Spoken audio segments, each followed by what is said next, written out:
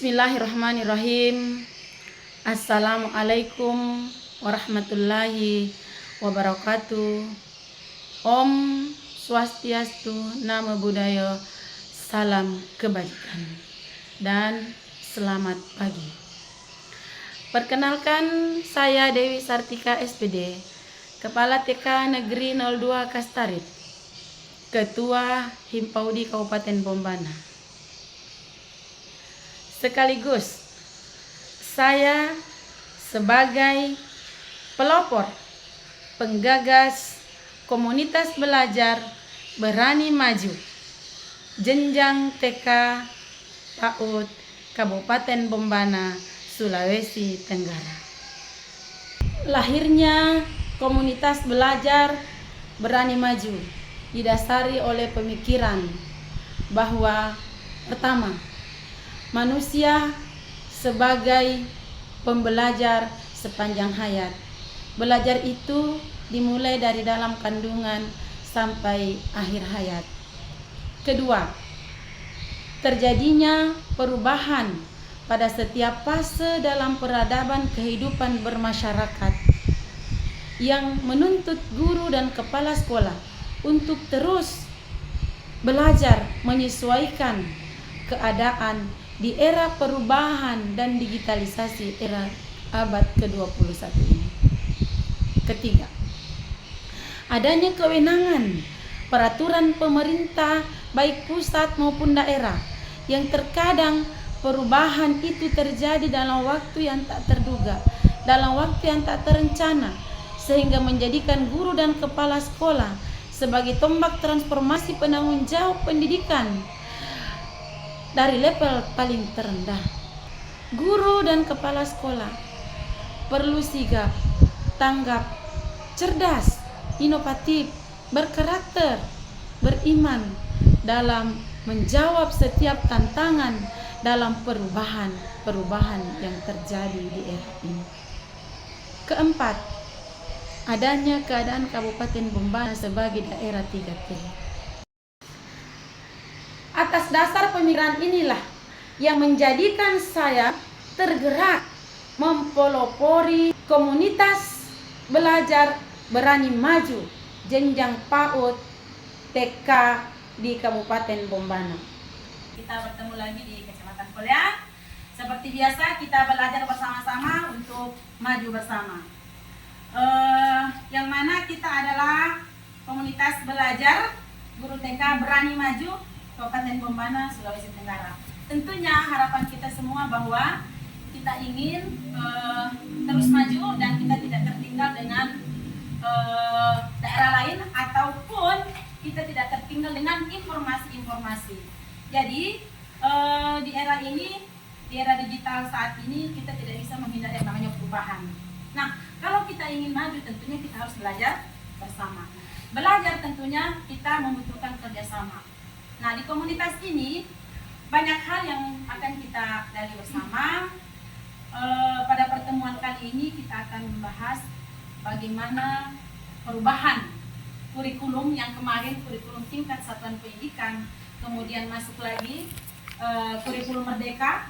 Kemarin teman-teman sudah lakukan itu, dan di era ini saat ini kembali lagi kita dengan kurikulum pembelajaran mendalam. Pembelajaran mendalam itu adalah satu pendekatan model pembelajaran yang di dalamnya ya, yang mana ada rumusnya. Rumus 8 3 3 4. Nah, masih ingat? Hebat. 8 3 3 4. Yang pertama apa? Ya, yang pertama adalah DPL. Ini yang dimaksud DPL. Nah, coba kita lihat rangkaiannya. Dimensi profil lulusan yang di dalamnya ada apa? Nomor 1, dakwah, kemudian penalaran kritis, kreativitas, kolaborasi, kemandirian, dan komunikasi. Nah, yang akan kita dalami adalah bagaimana visi misi di sekolah kita. Di dalamnya ada DPL ini. Kita munculkan DPL ini di dalamnya. Nah, kesehatan. Nah, yang terbaru apa di DPL ini? Adalah kesehatan. Kesehatan. Yang lagi booming sekarang? 7. Kebiasaan anak Indonesia hebat. Kemudian komunikasi. Jadi ada 2 yang di DPL ini, yang terbaru adalah digitalisasi dengan 7 kebiasaan anak hebat. Oke. Kemudian berkesadaran. Berkesadaran akan terjadi. Coba Ibu Guru Hendy dibaca nomor 2. Berkesadaran akan terjadi ketika murid memahami tujuan dari apa yang dilakukannya. Pemahaman ini dilakukan dalam sebuah proses Memberikan kebebasan eksploratif dan kolaboratif. Menanamkan nilai-nilai moral dan etika dan nilai positif lainnya. Apa yang dilakukan di sekolah untuk ini? doa. Ya, aturan di sekolah, kesepakatan di kelas. Itu sebenarnya kita sudah lakukan. Tapi karena namanya lagi dan planning, baru lagi muncul lagi istilah-istilah baru. Maka itulah sebenarnya kita belajar. Bagi 2 saja. Bagi 2 langsung bergeser, kelompok guru, kelompok kepala sekolah. Biasanya sebentar. Kesehatan. Iya,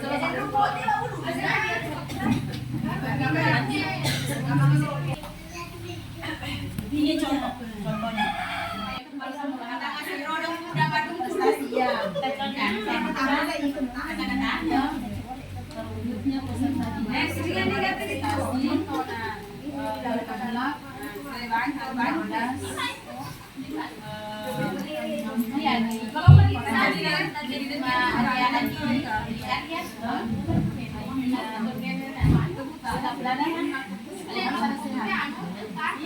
Misi-misinya, dan kita minta Ibu Guru Mutmainah yang berdiri membacakan hasilnya. Hasil hari ini silakan. Bismillahirrahmanirrahim. Assalamualaikum warahmatullahi wabarakatuh. Waalaikumsalam warahmatullahi wabarakatuh. Terima kasih atas kesempatannya Bu.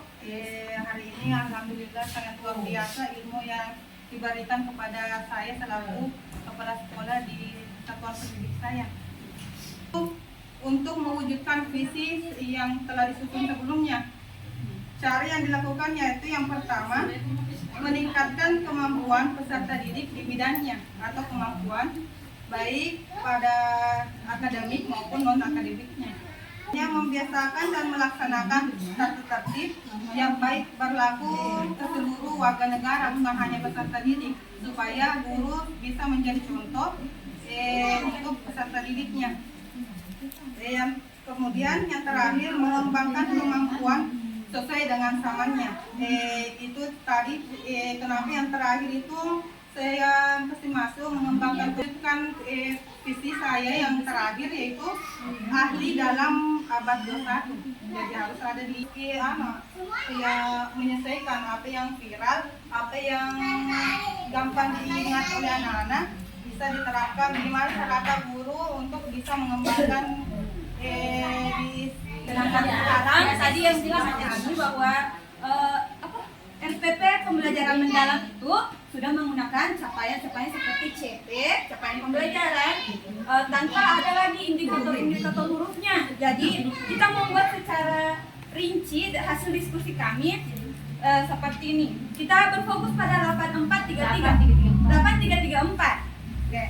Penilaian yang pertama yang 8 itu ada yang komunikasi, ada yang ini, kami kesehatan kami cantumkan di sini di bagian awal RPP.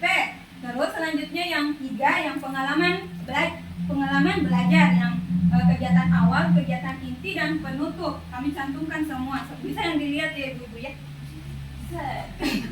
Oke. Dan selanjutnya adalah penilaian. Seperti yang kita ketahui bahwa di PAUD itu ada penilaian checklist, catatan anekdot, dan hasil karya.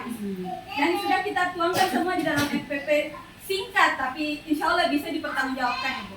Yes. Oke, tangan dulu untuk Bapak.